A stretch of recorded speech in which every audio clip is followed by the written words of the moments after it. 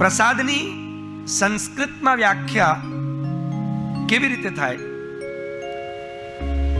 માં પ્ર ઉપસર્ગ છે, સદ ધાતુ છે, અને એને ઘણે લાગી અને પ્રસાદ શબ્દ બને સંસ્કૃતમાં. તો ઉપસર્ગેણ ધાત્વર્થો બલાદ અન્યત્ર નિયતે. ઉપસર્ગનો સ્વભાવ છે ધાતુ સાથે લાગતા એનો અર્થ જુદો કરે. તો આ પ્રસાદ શબ્દનો અર્થ શું થાય? સદ શબ્દને પ્ર ઉપસર્ગ લાગતા ને ઘણે લાગતા જે પ્રસાદ શબ્દ બને છે ને, એના ઘણા બધા અર્થ શબ્દકોશમાં આપ્યા છે. એટલે આપણે લોકો પ્રસાદ એટલે ખાલી શું સમજીએ કે બંટા ગોળી, ખરું ને? પણ શ્રી મહાપ્રભુજી સમજાવે છે શબ્દકોશમાં આટલા અર્થ છે ને આ બધા અર્થોમાં શ્રી યમુનાજી કૃપા કરે છે. પ્રસાદનો એક અર્થ થાય છે અનુગ્રહ. અનુગ્રહ એટલે એ જીવનું સ્વીકાર, અનુગ્રહણ કરવું, એ જીવનો સ્વીકાર કરવો. બીજો અર્થ થાય છે કૃપા. બીજો અર્થ શું થાય છે? કૃપા. અને કૃપા કરવી એટલે શું ખબર છે?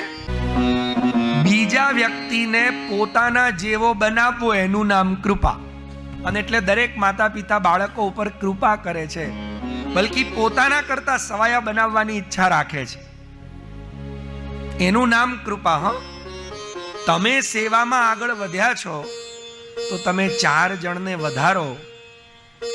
તમે કૃષ્ણની સમીપ છો તો બીજા 4ને કૃષ્ણની સમીપ લઈ જાઓ.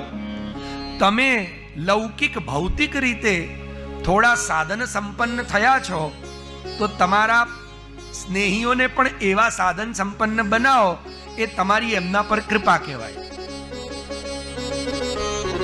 આવે છે વાત સમજમાં? કૃપાનો અર્થ આ થાય. જેમ ભગવાન કૃષ્ણની સોનાની દ્વારિકા છે અને સુદામા મિત્ર પાસે નથી, પણ મિત્ર કોને કહેવાય? અને એટલે જ આપણે કહીએ છીએ કે ભગવાને સુદામા પર કૃપા કરી, પોતાના જેવો બનાવી દીધો. અરે હું વૈકુંઠનો સ્વામી તો તું એ કોઈ સ્વર્ગ અને પૃથ્વીથી ઉતરતો થોડી છે. લે. ત્યારબાદ પ્રસાદનો ત્રીજો અર્થ થાય, નોટ કરજો. પ્રસાદનો ત્રીજો અર્થ સારો સ્વભાવ. તો શ્રી યમુનાજીની જ્યારે આપણા ઉપર કૃપા થાય ત્યારે આપણી અંદર શું આવે? કેવો સ્વભાવ? કેવો સ્વભાવ થાય? સારો સ્વભાવ. પછી કે છે ધીરતા. ધીરતા એટલે ધૈર્ય. ચોથો અર્થ છે પ્રસાદનો શાંતિ. પાંચમો અર્થ છે મનની સ્થિરતા. એટલે મન માકડા જેવું ન બને. આપણું મન કેવું છે? બેઠા અહીંયા છીએ પણ પહોંચી ક્યાંય જાય છે. અહીં બેઠા બેઠા વિચાર આવે, અલ્યા ગાડીને લોક માર્યું કે નહીં, અંદર મારું પાકીટ પડી રહી ગયું છે, પતી ગયું. અહીં બેઠા બેઠા ગાડીમાં પહોંચી ગયા.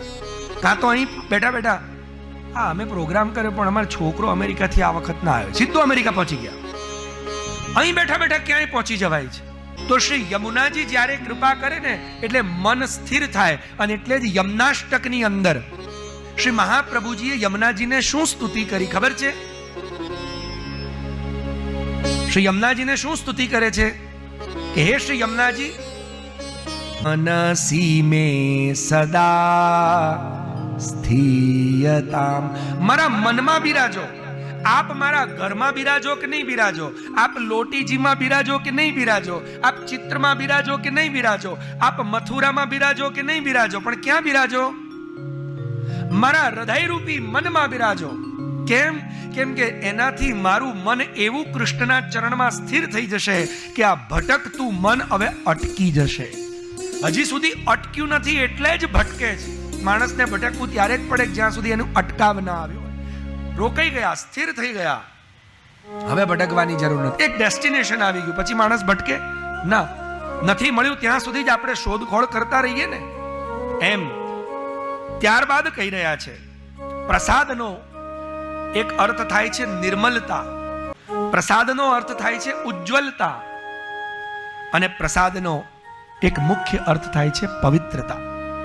તો શ્રી યમુનાજી જ્યારે પ્રસાદ એટલે કૃપા કરે ને ત્યારે આપણામાં આટલા લક્ષણો પ્રગટ થાય.